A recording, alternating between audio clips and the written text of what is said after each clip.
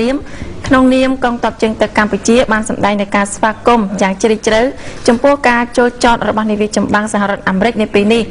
ក្នុងនោះចាប់តាំងពីឆ្នាំ2007រហូតដល់ឆ្នាំ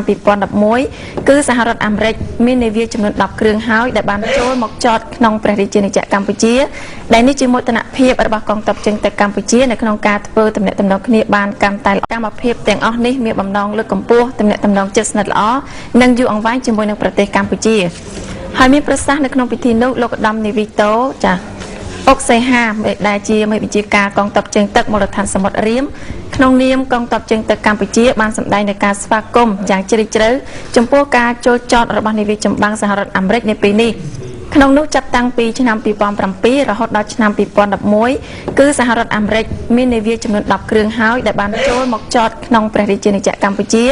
ដែលនេះជាមោទនភាពរបស់កងទ័ពជើងទឹកកម្ពុជានៅក្នុងការធ្វើទំនាក់ទំនងគ្នាបានកាន់តែល្អបន្ថែមទៀតលោកឧត្តមនាវីតូអុកសេហាបានថ្លែងអំណរគុណចំពោះវត្តមានកងទ័ពជើងទឹកសហរដ្ឋអាមេរិកដែលបានមកកាន់ព្រះរាជាណាចក្រកម្ពុជានៅពេលនេះគឺធ្វើឲ្យកិច្ចសហប្រតិបត្តិការចានៅឆ្នាំ2011នេះទទួលបានជោគជ័យច្រើនថែមទៀតនឹងធ្វើឲ្យចំណងសាមគ្គីភាពនិងមិត្តភាពនឹងកិច្ចសហប្រតិបត្តិការរវាងសហរដ្ឋអាមេរិកនិងកម្ពុជាកាន់តែរឹងមាំនិងយូរអង្វែងចា៎បាទលោកស្រីនៃកញ្ញាទីមេត្រីបាទសូមបញ្ជាក់ផងថាការពីថ្ងៃទី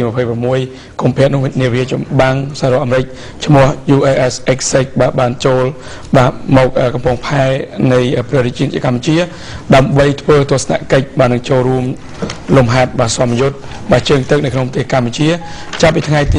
27កុម្ភៈរហូតដល់ថ្ងៃទី3មីនាឆ្នាំ2011បាទសូមបញ្ជាក់ថានាវានេះមានបណ្ដោយ257ម៉ែត្របាទកម្ពស់ពីដងក្តោងដល់ផ្ទៃទឹកនោះគឺ 51.6 ម៉ែត្រផ្ទុកយន្តហោះអូថូម៉ាទិកជាច្រើនគ្រឿងនិងសម្ភារៈយោធាជាច្រើនទៀតផង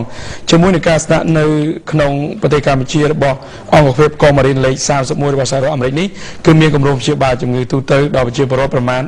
3800 នាក់ជាពិសេសផ្ដោតទៅលើជំងឺធ្មេញនិងជំងឺភ្នែកផងដែរបាទ